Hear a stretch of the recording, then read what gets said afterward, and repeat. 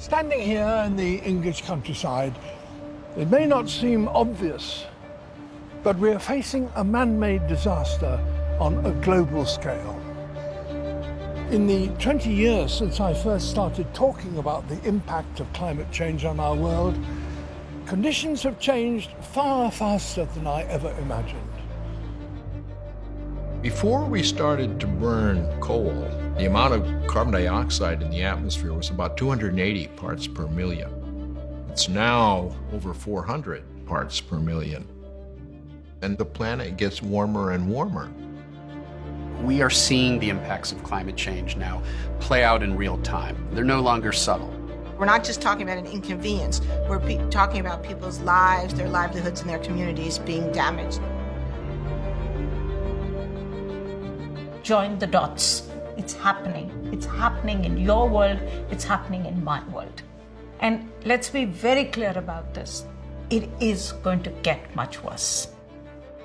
It may sound frightening, but the scientific evidence is that if we have not taken dramatic action within the next decade, we could face irreversible damage to the natural world and the collapse of our societies. There are thousands of scientists around the world in almost every single country working to understand what will happen in the future if we don't act and we don't do more.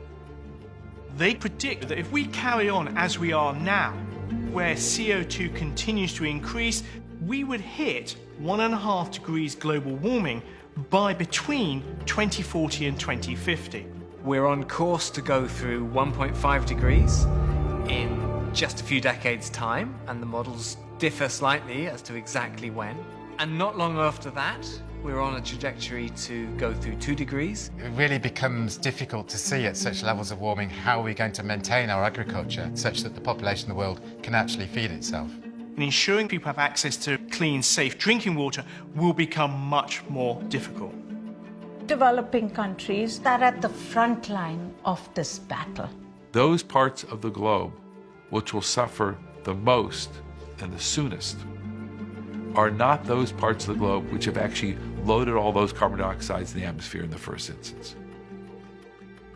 But you have to understand this is also a crisis for the world.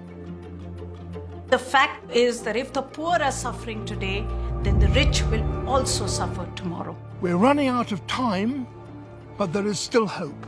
It's actually not that complicated. We need to shift our energy system away from fossil fuels that produce greenhouse gases and towards renewable energies that don't.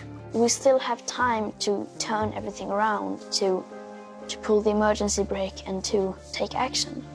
But that short period of time isn't going to last for long.